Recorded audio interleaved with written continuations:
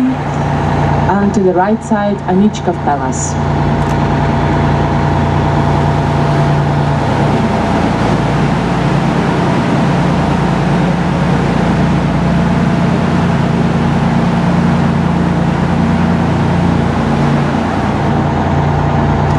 The story of Anichkov Palace, that is to our right, is quite interesting, for it was made for Empress Elizabeth, daughter of Peter the Great. She really loved palaces, and there were a lot of palaces built in her time.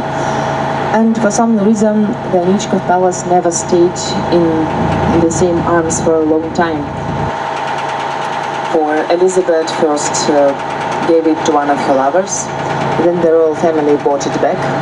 Then Catherine the Great gave it to one of her lovers, and usually this way this palace was a gift, usually for weddings. And in Soviet times there was another palace, the Pioneers Palace, like different clubs for youngsters of Soviet Union. And today there are still a lot of clubs for children, and also one of the best technical schools in St. Petersburg, with major subjects as physics, mathematics, chemistry, etc. Also on the left side there will be a nice building with 3 arches, the grey building with 3 arches on our left side. One big arch is in the middle and 2 smaller are on both sides of that one. The name of this house, it's now coming to our left, is Tolstovsky house, for it was built for Duke Tolstoy. And it looks quite small from this side, but actually it's really big. There are 3 courtyards inside. So if you like courtyards, if you like Art Nouveau, maybe would recommend you to go there. It's very famous in St. Petersburg, for a lot of films were made in that courts and in the apartments of that house. And the next bridge is coming soon. It's Lomonosov Bridge, one of 2 remaining bridges from the 7 original identical bridges made on this river. So at the first time, Fontanka River used to be a natural boundary of the city, and the city was mostly on our right, and on the left side there were private houses, private mansions, private palaces for the nobility. And at the first time all the bridges were wooden, but Catherine the Great wanted to make an order here, so she ordered to build 7 identical bridges. One of them we can now see. There are only 2 bridges of this type remained on Fontanka River. You can see their pavilions and chains. So this bridge was a drawbridge. It used to rise up, the middle part of the bridge used to rise up.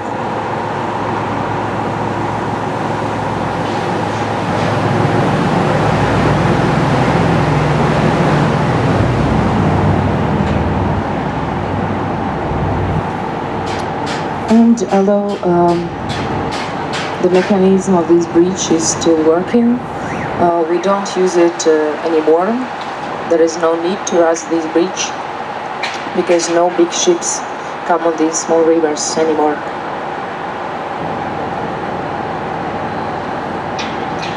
Most of the buildings in this district were from 19th century, but one of quite modern ones we can see to our right now. Very simple looking Soviet building, the long grey one to our right, known as Leningrad, or when St. Petersburg was Leningrad in Soviet times, the name of the city was Leningrad. Leningrad meant publishing house of Leningrad, so a lot of books were published in that building. A few years ago it was bought by some company, and now there's only a bunch of offices there. And next comes a building under renovation. It's also a building that was made in Soviet times during the 1960s. It's actually a theater.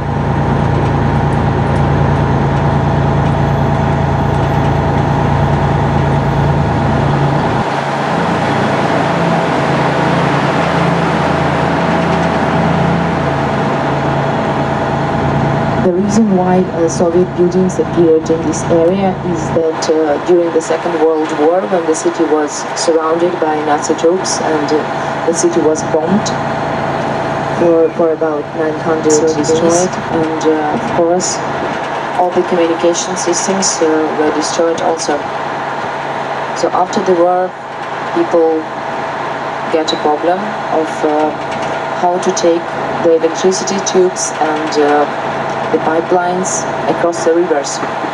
So a brilliant idea was found when we now will go under this bridge, which is coming now. You may look up and see what this bridge was built for.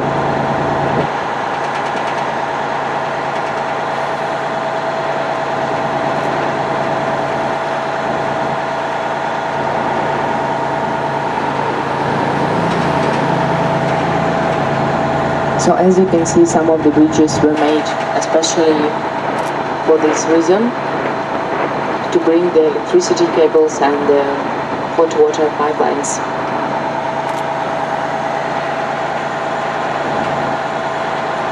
To our right, three identical buildings. Well, they look really similar. The red one, the yellow one, and the green one. I think it's green. Is quite a usual example of profit houses.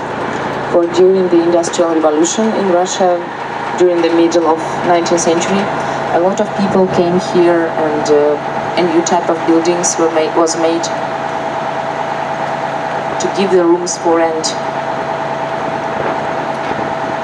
To our left side, a long yellow building with columns in the middle, was the first public hospital in St. Petersburg. But there was always a lot of military troops here, and mostly all the hospitals were for the military. But this one, which is now to our left, was the first hospital for common people, where everybody could come. And still it's a part of a hospital, it's a part of military medical academy, so it's still, it works as a university for medical education and also as a hospital.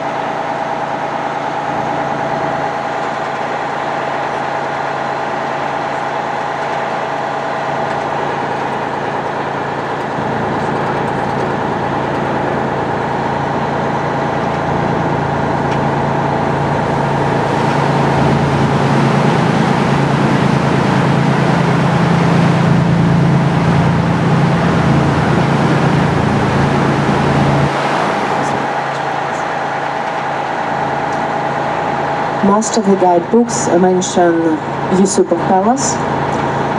Actually, Yusupov's family had 4 palaces in St. Petersburg. They were the second richest. In 18th and 19th century, all these rivers and canals were used by commercial transport. So at that time you could see a lot of boats, a lot of different vessels here. Often delivering goods to the markets. So there were a lot of markets in this area.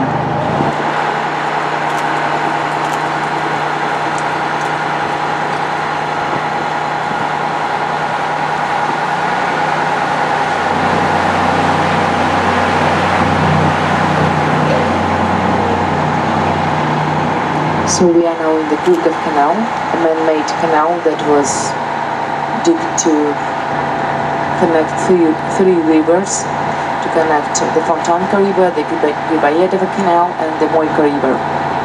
So Peter the Great wanted this city to be a real city on the water, and I think he understood all the opportunities of having these canals. For, as you know, the water transport is the cheapest one.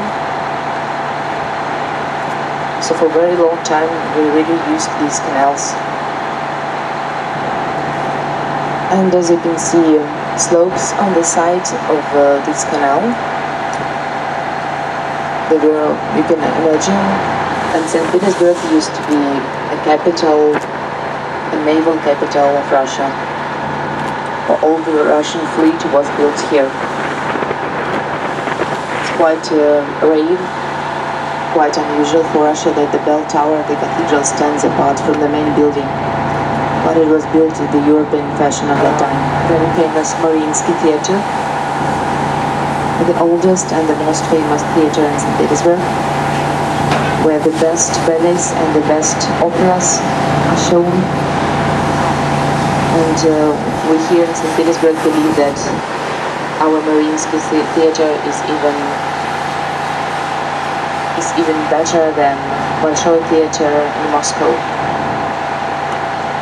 There always was a competition between St. Petersburg and Moscow, and of course we believe that we here in St. Petersburg have the best. And the building to our left, under construction, bridge is called the Bridge of Kisses. One of them is that on that bridge usually the sailors were saying goodbye to their girlfriends before going on a journey.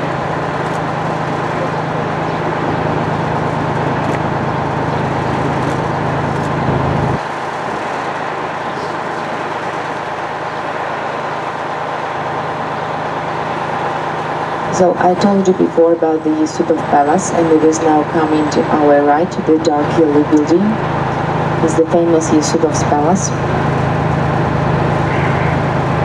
It now works as a museum. It's a museum of interior design. For rooms there are designed in different styles. It's really beautiful and worth seeing. And also this palace is famous for the story that happened with Rasputin. The Yusupov family killed Rasputin there.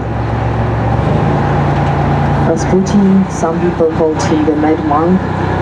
Some people believed he had some magic powers or holy powers and he could heal illnesses. Well, I believe that he was a natural hypnotizer, natural extrasense maybe, and also very clever man. So he got close to the royal family and had a big influence on the royal family. And of course the nobilities, the aristocrats didn't like that, and so they decided to kill Rasputin. And Prince Felix Rasputin was one of that group.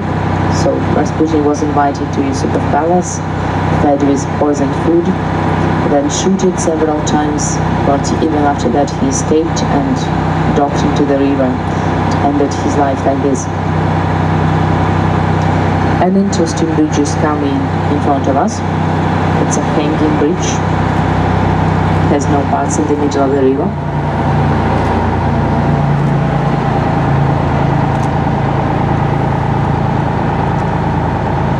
And to our left, a big grey, ugly-looking building, very strange one. In Soviet times, it was one of the houses of culture. So there were some clubs for kids. But maybe you will not believe me, but in the first time it was a Lutheran church. So this grey building to our left was a church, and Soviets rebuilt it.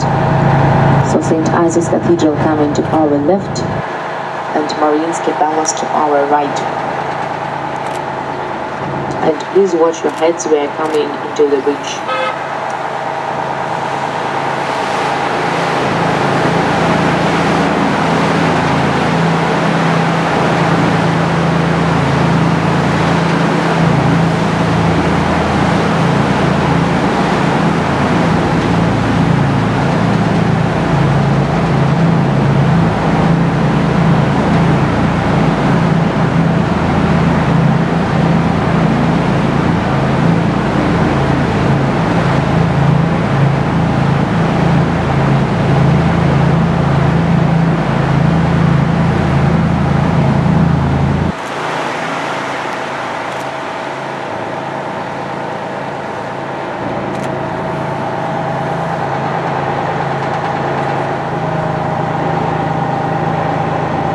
The light yellow one is the new Hermitage, and after this one will come the old Hermitage.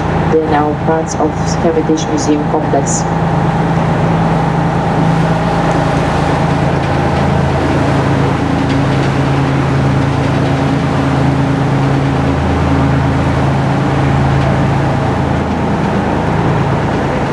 So the old hermitage is now to our left with the big windows. It was built especially for exhibiting arts.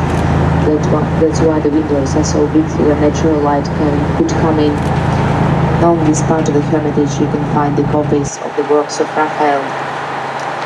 And also to our right, another building that belongs to the Hermitage complex, the Hermitage Theatre, the green one. And there are two yellow windows on the green. They mark the place where the first winter palace of Peter the Great was. So this canal, the Winter Canal, was named after the winter palace of Peter the Great. And it was, for some legend, made for Peter the Great to use his own boat to reach from the river near his palace, using this canal.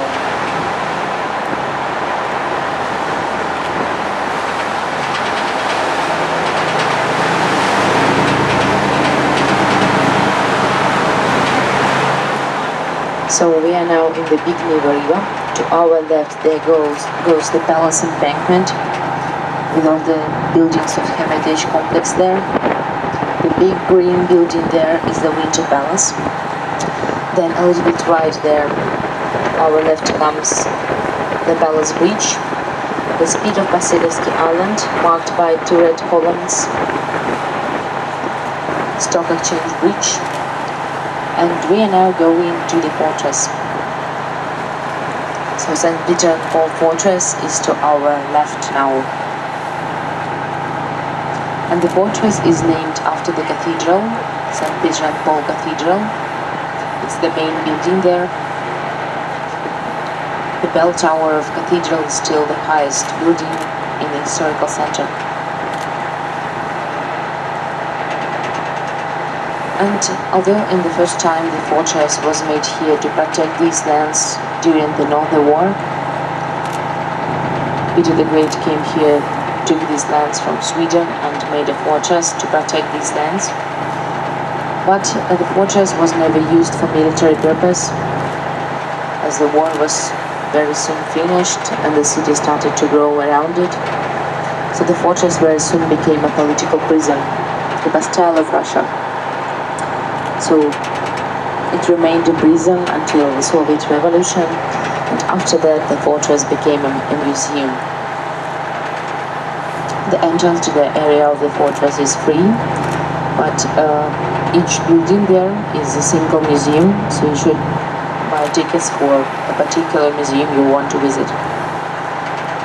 A very British-looking flag there is not a British flag, of course, it's a Russian flag for fortresses. Peter the Great made a lot of changes here to make Russia look more European, and in this way he also invented some new flags that will look like European flags.